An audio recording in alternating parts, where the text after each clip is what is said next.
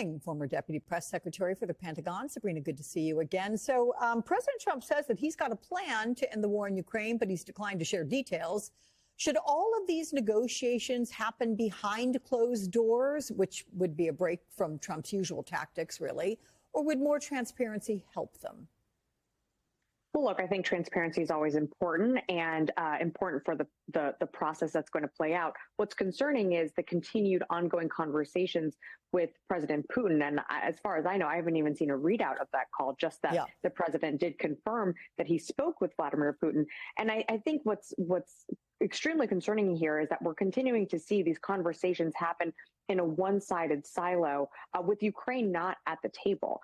At the end of the day, this is about Ukraine's sovereign territory. It is up to Ukraine to decide how they negotiate and what a negotiation and possible deal might look like. It is their sovereign territory that was invaded by Russia nearly 2 years ago. So I think it's important to have transparency about the process. Of course, there's going to be conversations that play out behind closed doors. But again, Ukraine is not part of these conversations, and that's what's deeply concerning here.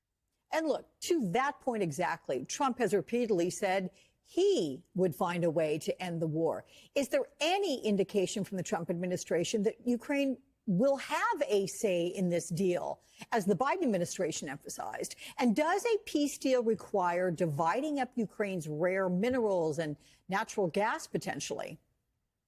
Well, I think you saw Donald Trump come in and he said that he was going to end the war on day one. So that's clearly that timeline has passed.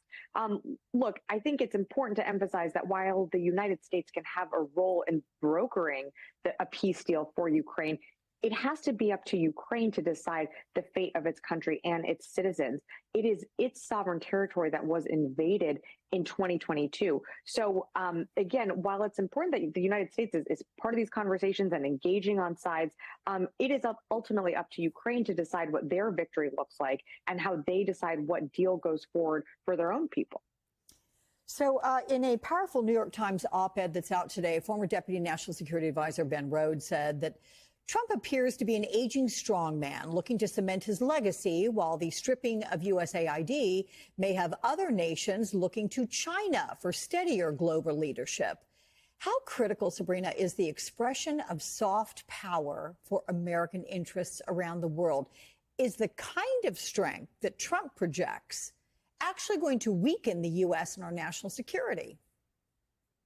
Well, it's incredibly important to have soft power and be that be part of our national security interests. I mean, foreign assistance is critical to U.S. national security. And this administration came in on the idea and the platform that they're going to put America first. Well, when you're fighting diseases all around the world, like in Uganda, where you have an Ebola outbreak, you can either fight and inoculate against Ebola in Uganda, or you can do it in New York City. And we saw what happened in 2014, and we don't want some of those diseases to come over to the United States. That's why we have partners like USAID working all around the world. And it's not just that. I mean, you're seeing countries like Russia and the PRC celebrate the fact that this administration is dismantling USAID because they're going to use this vacuum right now and go into countries and form these strategic partnerships with these nations that we are leaving on the table. So while this administration came in on the idea of America first, you're actually weakening our entire global standing on the world stage, and you're putting us last.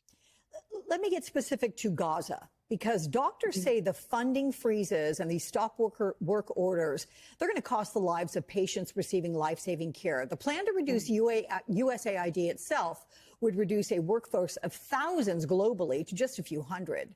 Will these sacrifices Trump wants to make come back to haunt him, and do the actions specific to Gaza serve his desire to control the real estate of Gaza? It is very unclear to me what the plan is for Gaza. I am still struggling and trying to understand what this administration is indicating when it says that the United States is going to have a role in taking over the Gaza Strip and what that looks like, but not committing U.S. forces. And then again, you're talking about resources that are going to be expended to develop the Gaza Strip. Meanwhile, Americans here at home, gas prices are high. Egg prices, as you know, and you've covered, are incredibly high right now. So again, I'm confused on what the actual plan is for Gaza. I think look, when you're dismantling an organization like USAID, something that has provided life-saving care, not just in Gaza, but in Sudan, that is weakening our position on the world stage, and frankly, not in America's interest to do so. So I'm still looking for more details on what's going to come out of this administration and its plan for Gaza when you don't even have Arab partners and allies bought in on this so-called plan that was presented, just a few days ago. Yeah, and my question is, when Trump says Israel's going to give Gaza to the United States, I'm like, what's behind all that? Anyway, let's move to President Trump having revoked the security clearances of former President Biden and several more perceived enemies this week, including Manhattan DA Alvin Bragg, also New York Attorney General Letitia James. What's your reaction to that? And do continued threats from Iran on high-profile U.S. officials, does that warrant for, say, President Biden keeping his access to the security briefings? Look, presidents can request presidents' daily briefings. It's something that, that they have that authority to do. I think the revoking of national security clearances, this is just getting to pettiness and to folks that are still in those roles and in those jobs. I mean, you're weakening their capability to be aware of threats that are impacting the communities that they represent. I think what's important, again, is that taking away these security clearances, I don't understand how that's making our nation more safe, how that's lowering the price of gas, how that's lowering the price of eggs, how you're strengthening our economy. Again, Donald Trump came in on this idea and this platform that he's going to put America first, that he's going to somehow change our image domestically and internationally. And right now we're seeing that slowly being shredded away. So it's deeply concerning that he's using his time as president to take away security clearances for those who some are not even in office anymore. I would personally like to see this president more focused on some of the domestic impacts and, of course, the national security implications that his policies are degrading on the world stage. Okay, Sabrina Singh, thank you much. We will see you again.